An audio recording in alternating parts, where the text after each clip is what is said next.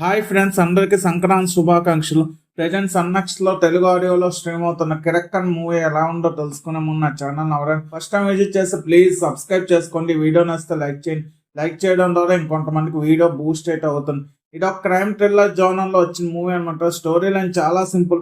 ఒక అమ్మాయి మర్డర్ జరుగుతుంది. చనిపోవడంతో ఎవరు చంపాడు, ఎందుకు చంపాడు అనేది రిమైనింగ్ స్టోరీ. స్టోరీ లైన్ చాలా సింపుల్ గా ఉన్న స్క్రీన్ ప్లే కొన్ని చోట్ల ఎంగేజింగ్ గా థ్రిల్లర్ సీన్స్ కానీ తీసుకొని బాగుంటాయి.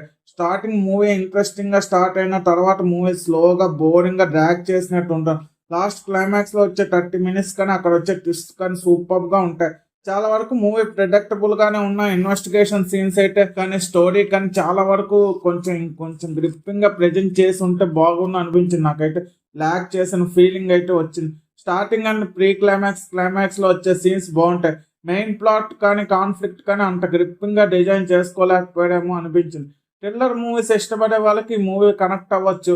నాకైతే వన్ టైం వాచబుల్. కిరక్కన్ మూవీకి నేను ఇస్తున్న రేటింగ్ 2/5. ఇలాంటి జెన్యూన్ రివ్యూస్ కోసం నా ఛానల్ సబ్స్క్రైబ్ చేసుకోండి. వీడియో నచ్చితే లైక్ చేయండి. వీడియో మీ friends and family members share చేయండి. Thanks for watching. జై హింద్.